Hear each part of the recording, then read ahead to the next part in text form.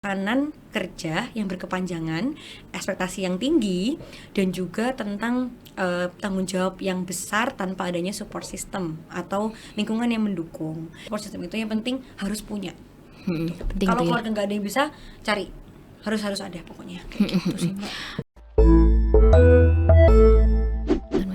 Assalamualaikum warahmatullahi wabarakatuh. Selamat pagi sobat operasi semua. Jumpa lagi di sesi podcast operasi bersama saya Nisa. Operasi atau obrolan penuh inspirasi ini adalah podcast dari iLink Group. Yang belum subscribe, jangan lupa subscribe channel iLink Group di YouTube.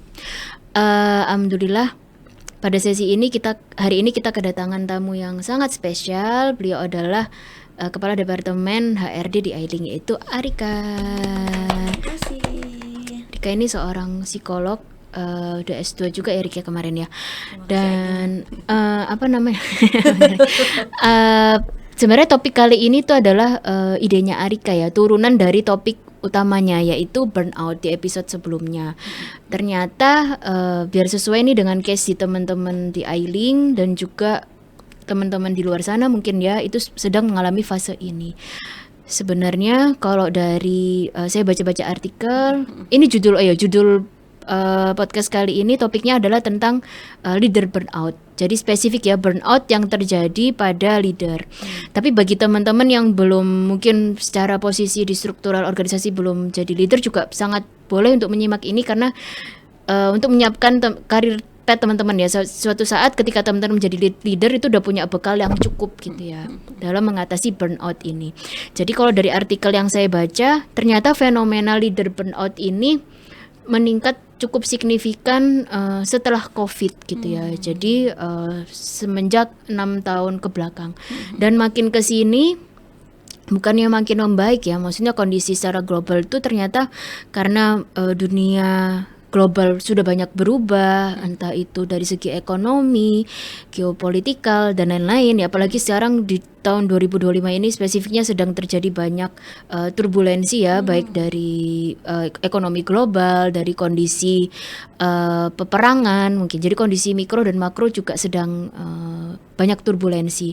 Dan hal ini mau nggak mau menjadikan perusahaan pun juga lebih banyak tantangannya, lebih tinggi. Dan para pimpinan puncak di perusahaan pun bisa terkena efeknya ya, baik untuk pimpinan puncak maupun pimpinan di middle management atau di low management, misalnya setara SPV ya, kok di kita SPV, Kadep, Kacap, Kadif maupun direksi pun pasti juga merasakan efeknya secara langsung maupun tidak langsung. Sebagai contoh gampangnya mungkin kalau di iLink ya, yang saya rasakan banget itu tekanan dari atasan tuh memang lebih dahsyat di tahun ini ya, kalau saya rasakan di divisi. Dan karena program kerjanya ikutin Pak Presiden, salah satunya yaitu efisiensi, ternyata cukup bikin stresor gitu ya. Maksudnya kayak ternyata tidak semudah itu gitu melakukan efisiensi dan tetap ada pressure, harus, kalau dari saya nih ya, harus tercapaikan dari atasan juga gitu. Jadi dan itu saya yakin juga dirasakan oleh semua leader di iLink ya Rik ya. Mungkin kalau teman-teman marketing, Kacap gitu lebih ke salah satunya mungkin target gitu ya, target pasien. Tapi di satu sisi kita juga tidak bisa mengontrol itu. Tadi Arika menyebutkan juga di podcast sebelumnya ada hal yang bisa kita kontrol dan nggak bisa kita kontrol. Kadang hal-hal itu juga terjadi karena kondisi makro yang tentu kita tidak bisa kontrol ya. Yang mengharuskan kita adaptif dan berubah dan menerima tantangan itu tadi. Nah sebelumnya boleh dibantu jelasin nggak nih Rik, gejala burnout untuk leader itu apa aja sih? Leader burnout itu apa aja? Apakah sama dengan gejala general burnout secara general atau beda?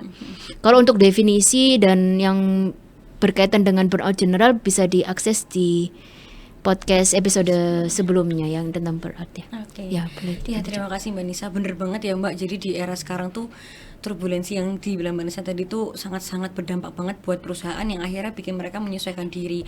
Perubahan-perubahan dilakukan, efisiensi, efektivitas dilakukan, bahkan kalau di area sumber daya manusia ya Mbak, kita mungkin sering dengar tentang banyak PHK dan banyak layoff, tempat kerja nggak buka loker, itu kan dirasakan banget buat masyarakat Indonesia gitu ya. Dan mau nggak mau kita di level yang sekarang juga harus menyesuaikan diri juga gitu, karena emang tujuannya untuk bertahan di tengah persaingan industri kan gitu. Dan ini selalu akan bentuknya berbeda-beda cara bertahannya. Sekarang cara bertahan kita ya berkawan atau bersahabat dengan tekanan-tekanan atau target-target yang baru yang lebih intens lagi nih kita lakuin kayak gitu. Jadi sebenarnya leader burnout itu mirip ya Mbak sama definisi burnout secara general atau umumnya. Specifically sebenarnya leader burnout itu kondisi kelelahan psikis, fisik maupun emosional yang terjadi akibat tekanan kerja yang berkepanjangan, ekspektasi yang tinggi, dan juga tentang tanggung jawab yang besar tanpa adanya support system atau lingkungan yang mendukung. Jadi sebenarnya burnout itu bisa banget kok diatasi atau ditanggulangi ketika kita tuh punya support system gitu.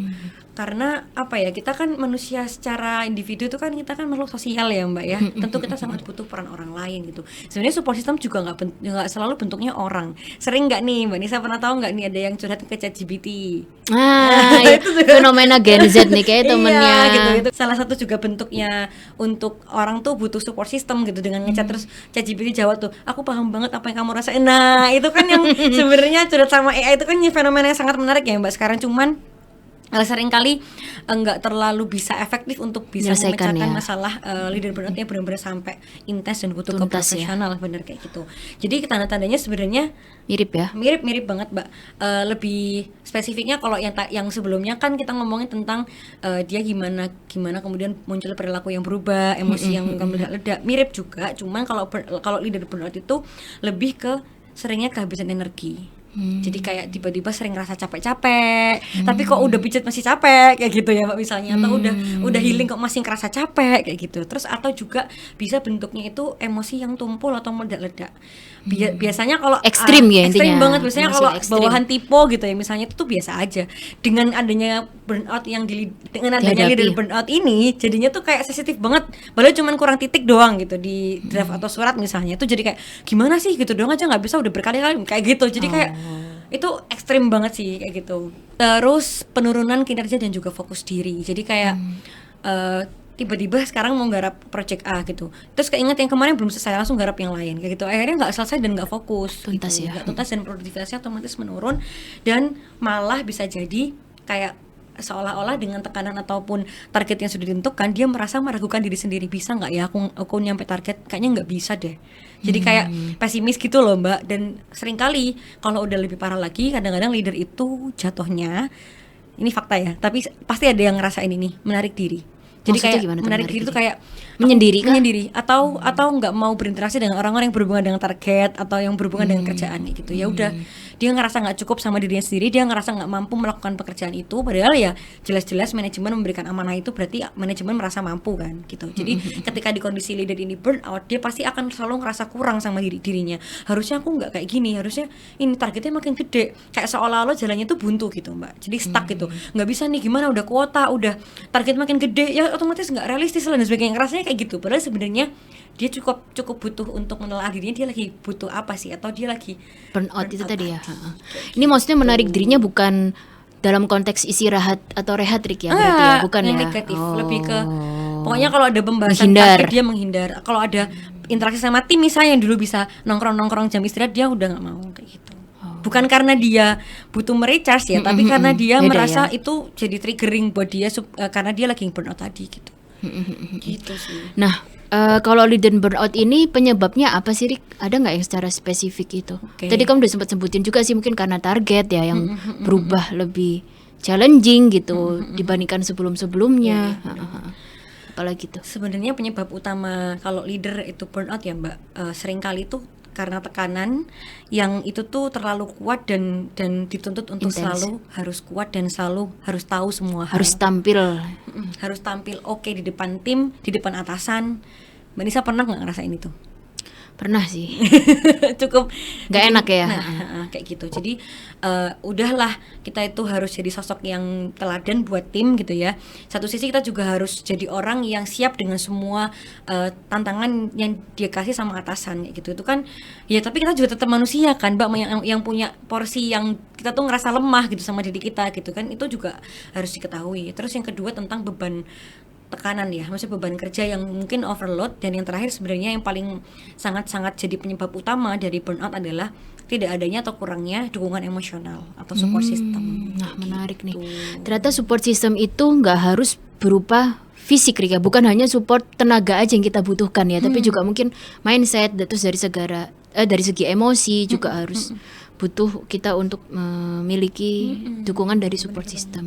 Mbak Nisa pernah tahu meme nggak sih yang pagi sampai siang bisa kerja maksimal, sore sampai malam butuh peluk gitu loh, yang sering di meme-meme itu. Ada ya? Iya ada, kayak ya ada pokoknya kalau udah malam butuh suami kayak gitu. Kalau buat yang single-single tuh kayak gitu, karena dia merasa kayak energinya udah habis di jam kerja, jadi kayak ketika dia udah selesai jam kerja tuh dia butuh itu. Nah apalagi leader kayak gitu yang sering kali lebih butuh. Apalagi leader laki-laki gitu kan, di rumah juga dituntut untuk standby sama keluarga. Ketika itu nggak ada kerja sama tim yang baik dengan pasangannya, ya tentu akan bisa jadi ini memicu burnout kayak gitu. Nah, kalau tadi kita udah bahas tentang definisi leader burnout, lalu kita juga udah Arika menjelaskan tentang gejala burnout dan penyebab burnout. Nah, sekarang nih Rik, solusinya apa nih? Kalau kita atau tim kita mungkin ya lagi mengalami hal tersebut gitu. Kira-kira apa nih yang harus kita lakukan ya? Untuk semua leader sebenarnya ini sering banget gak diakui sama semua leader, Mbak, seringnya. Halo leader. Halo leader gitu ya. Mereka tuh sering gak ngakui kalau mereka tuh butuh istirahat. Itu yang sering terjadi gitu, kayak muter aja terus kuat. pura-pura kuat. Mungkin terutama yang di level atas ya, Mbak Nisa, ke atas gitu mungkin kayak merasa kayak apalagi nih idenya, apalagi gagasannya supaya bisa improve gitu, sampai lupa kalau dirinya itu juga butuh istirahat. Jadi kayak nggak ngakuin kalau butuh istirahat itu aja udah hal yang salah dan hal yang bisa menjaga burnout ini jadi terus berlangsung kayak gitu. Mengakui aja cukup, belum istirahat loh ya Mbak, itu ngakuin dulu aja kalau butuh untuk istirahat itu cukup untuk diakui dulu gitu. Dan nggak apa-apa gitu ya. Dan nggak apa-apa, jangan ngerasa bersalah buat istirahat gitu. Seringkali burnout itu juga disebabkan oleh mindset bahwa kita itu harus selalu memberi tanpa kita mendapatkan. Nah nggak Mbak, bukan soal finansial ya, tapi tentang emosi gitu. Jadi kayak ya pokoknya aku harus ngasih yang terbaik buat timku harus ngerasa aman sama aku, timku harus ngerasa nyaman, harus ngerasa didukung dan sebagainya. Tapi bener sih, satu sisi bener ya. sih, tapi ketika dia nggak merasa butuh dikasih juga, itu juga salah. Dan ketika dia ngerasa yang bisa ngasih itu cuman orang lain, itu juga jadi salah. Padahal yang bisa ngasih dirinya itu ya dirinya sendiri gitu loh Mbak. Jadi kayak akhirnya tuh tadi sebenarnya balik kayak yang tadi ya, kayak butuh validasi orang lain, gampang meledak. Aku tuh butuh diperhatiin loh kayak gitu kan, seolah-olah padahal sebenarnya sebenarnya yang paling bisa merhatiin diri kita tuh ya diri kita sendiri loh. Yang paling tahu yang paling tahu gitu. Nggak bisa kita nuntut ke atasan misalnya, Mbak nggak pernah sih ngasih aku pelukan misalnya kayak gitu, ya nggak bisa gitu. Maksudnya ya kamu yang harus memeluk diri kamu sendiri ketika kamu butuh pelukan itu gitu. Pada saat tantangan itu kemudian bikin kita akhirnya terpojokkan sampai kita ngerasa tertekan banget, yang satu-satunya orang yang pasti paling bisa nyelamatin siapa? Diri kita sendiri doang kan kayak gitu. Itulah. Jadi akui dulu kalau udah istirahat, dan yang paling penting juga komunikasikan dengan support system. Nah, menarik nih. Kayak gitu Mbak. Karena kalau nggak dikomunikasikan kan bingung juga ya mereka ya. Kok tiba-tiba jadi super sensitif, misal jadi gampang marah, atau kebalikannya jadi pendiam gitu ya. Jangan dikira diem tuh aman-aman aja gitu. Pengalaman. Case di Eling, justru kita curiga nih sama kalian yang pendiam tuh, kita curiga. Kalau yang begajulan biasanya curiga juga pernah. Bingung nih ya. Jadi bentuk support system juga banyak Mbak, nggak tentu tentang pasangan itu. Mungkin yang single ngerasa kayak seolah-olah kayak dia tuh kasihan lo nggak punya support system, belum tentu. Bisa jadi support system lebih banyak ya. Gitu. Jadi bentuknya bisa jadi bestie di luar pekerjaan, bisa jadi juga tim di tempat kerja. Oh aku cocok banget nih sampai aku sharing curhat masalah pribadi dan sebagainya, kan ada juga kayak gitu. Ada juga support systemnya keluarga kayak gitu. Ada juga yang rutin emang ke profesional supaya lebih kuat support systemnya yang emang kayak gitu. Intinya jadi pilihan aja sih sebenarnya support system itu, yang penting harus punya. Kalau keluarga nggak ada yang bisa, cari, harus ada pokoknya kayak gitu sih Mbak. Terus mungkin aku mau sedikit nambahin yang dari Arika tadi sampaikan terkait solusi leader burnout. Mungkin kalau dari saya dan juga dari materi yang pernah disampaikan Coach Jaya ya waktu di sesi IMS kalau nggak salah, itu adalah delegasi ya teman-teman. Jadi salah satu kuncinya supaya teman-teman yang leader tidak merasa burnout atau tidak mengalami burnout itu delegasikan beberapa pekerjaan kepada tim kita gitu ya. Kan kita pasti nggak bisa tuh ya sebagai leader menanggung semua hal gitu ya. Kita delegasikan yang terstruktur ya. Untuk secara teori nanti mungkin kalau ketinggalan sesi itu bisa diakses di e-learning ya Rik ya. Insya Allah sudah ada di situ, nanti bisa diakses lagi.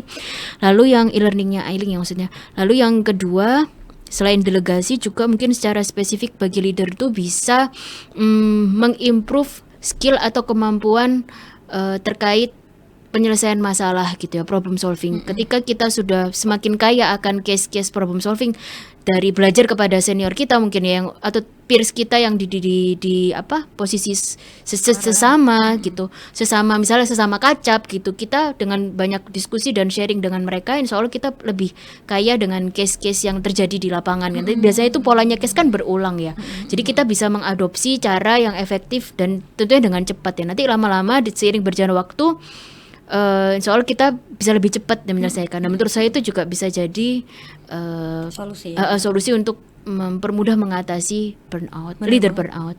Terus yang terakhir juga ini sebenarnya bagi organisasi mungkin ya yang bisa memfasilitasi, yaitu otomatisasi pekerjaan mungkin atau digitalisasi ya. Itu supaya meringankan beban administratif terutama ya. Kalau bisa diotomatisasi dengan workload administratif yang berkurang, itu insya Allah kita jadi lebih workloadnya tidak terlalu tinggi dan kita mencegah burnout juga gitu ya. Kadang tanpa disadari itu kan pekerjaan administratif, apalagi bagi orang-orang yang tidak ada bakat di situ tuh kayaknya melelahkan gitu ya, segambreng, capek, iya, gitu ya. Mana typo terus misal itu pusing banget loh. Iya, itu sih banget. Mungkin ya. Bener banget sih Mbak. Jadi apa yang disampaikan Mbak Nisa tuh jadi kayak mengurai stresor yang itu sumbernya dari pekerjaan, supaya nggak blunder di pekerjaannya itu gitu ya. Jadi lebih ringan ya Mbak, diberesin dari otomatisasi atau apapun itu yang tadi disebut Mbak Nisa. Itu tujuannya memperingan tekanan kerjanya. Gitu. Ada lagi sih Mbak, satu lagi yang mungkin untuk pribadi ya, itu juga perlu melakukan self care, misalkan kayak hobi jogging atau dan nggak perlu yang harus selalu mahal gitu. Misalnya keluar kota yang mahal kan butuh waktu, energi tenaga nggak sedikit. Kayak ngopi sama keluarga aja setiap weekend misalnya atau apapun itu. Terus kalau untuk organisasi nih, barangkali dinonton dari organisasi yang lain atau perusahaan lain gitu ya, penting juga untuk kita ciptakan ruang aman untuk bisa memvalidasi emosi leader gitu. Jadi misalkan sharing session yang itu nggak bahas kerjaan, kayak misalnya kalau di Ailing kan sering ya Mbak ada gathering leader, itu juga salah satu bentuk organisasi itu mengupayakan supaya menanggulangi masalah leader burnout ini kayak gitu. Terus juga bisa jadi untuk mengedukasi juga ya dengan podcast kali ini gitu ya, bahwa meminta bantuan itu bukan tanda lemah loh kayak gitu, bahwa nggak apa-apa banget untuk kita tuh punya sisi kelemahan, namanya kita manusia kayak gitu kan. Terus juga penting untuk bisa, jangan sampai tadi Arika sampaikan minta bantuannya itu udah telat gitu ya. Bener banget. Biasanya sering terjadi kan Rik ya. Makanya harus dicek sendiri nih, mental health check up-nya tuh harus dirutinin gitu. Jangan-jangan kita sekarang kayak gini tuh beneran baik-baik aja apa nggak baik-baik aja kayak gitu kan. Akhirnya teman-teman kalau emang ngerasa kayak gitu ya monggo silakan gunakan fasilitas dari Ailing Group, yaitu adalah layanan profesional gratis ya yang namanya bilik curhat kayak gitu. Dan yang terakhir, bangun budaya yang memanusiakan manusia gitu. Jadi insya Allah kayak contoh Ailing gitu ya Mbak, kita tuh nggak selalu melihat dari sisi capaian aja, tapi juga dari sisi prosesnya gitu. Jangan sampai semua cara dihalalkan gitu ya supaya hasilnya baik, tapi kita juga tetap lihat bagaimana integritas dalam melaksanakan pekerjaannya, bagaimana komitmen dan konsistensi dan kejujurannya juga, seperti itu. Itu yang mungkin bisa diadopsi atau adaptasi untuk organisasi-organisasi lain dari Ailing, seperti itu. Tadi mungkin menjawab pertanyaan ini nih teman-teman ya, bagaimana tipsnya para leader untuk bisa punya ruang lelah untuk diri sendiri. Tadi mungkin menjawab salah satunya self care itu ya. Iya, self care gitu. Jadi tentukan apa yang bisa membuat kita terhubung sama diri kita sendiri, bukan selalu sama anak loh ya, misalnya benar-benar sama diri kita sendiri. Tiap orang beda-beda ya. Orang beda-beda, bisa jadi olahraga, bisa jadi pokoknya intinya hal yang positif itu silakan lakukan secara rutin. Jangan pas nunggu stres kayak gitu, Mbak. Terus yang kedua ya tadi. Justru secara rutin ya. Karena itu tadi loh sebenarnya untuk ngisi tangki cinta kita atau untuk ngisi energi kita sebenarnya. Itu terus sama ya ketika kita udah ngerasa udah mentok dan udah ngerasa kayak kok sesek ya di dada atau kok udah healing, udah ini nggak ngefek ya, itu ya silakan gunakan fasilitas bilik curhat itu gitu. Secara gratis lagi kan, dan teman-teman juga bisa terkoneksi dengan realitas yang sedang teman-teman hadapi, akan dibuka di bilik curhat itu dan tanpa dihakimi, tanpa dijudge gitu ya. Teman-teman bisa lebih nyaman bercerita daripada dengan teman yang mungkin bisa dipercaya nggak ya, bisa bocor nggak ya gitu, karena di bilik curhat juga itu dilindungi oleh kode etik profesional kayak gitu. Terjamin kerahasiaannya. Dan juga mungkin nanti Arika dan teman-teman teman-teman departemen HRD yang menangani juga konteksnya bukan sebagai HR ya Rik ya. Kami nggak benar Eka nggak akan menghakimi atau malah mengolok-olok gitu, nggak sama sekali. Top secret. Tenang aja gitu. Benar ya. Mungkin bisa udah beberapa ya teman-teman Ada yang itu ya. dan nggak dihubungkan dengan penilaian kerja juga ya, Nggak ada kaitannya. Bener-bener itu Tenang udah aja. personal life yang kita coba untuk bantu. Pure bantu. Niat Ailing untuk ya tadi supaya mewujudkan visi bermakna ya Mbak ya gitu. Jadi kita memanusiakan manusia dari sisi itu. Nah, sepertinya udah cukup banyak banget nih ya Arika yang kita obrolin di sesi kali ini. Mungkin kita lanjut di sesi-sesi selanjutnya. Sebelumnya terima kasih banyak udah bersedia hadir, dan semoga teman-teman juga bisa mengambil pelajaran yang berharga ya dari sesi-sesi kita di podcast operasi. Dan seperti biasa jangan lupa subscribe ya teman-teman di YouTube-nya Ailing dan juga di Instagram-nya Ailing. Instagram-nya Ailing Group ya. Ailing.id. Ailing.id. Nah, Instagram-nya Ailing Group @ailing.id. @ailing.id. Nah, sekian dari saya. Terima kasih. Wassalamualaikum warahmatullahi wabarakatuh. Waalaikumsalam.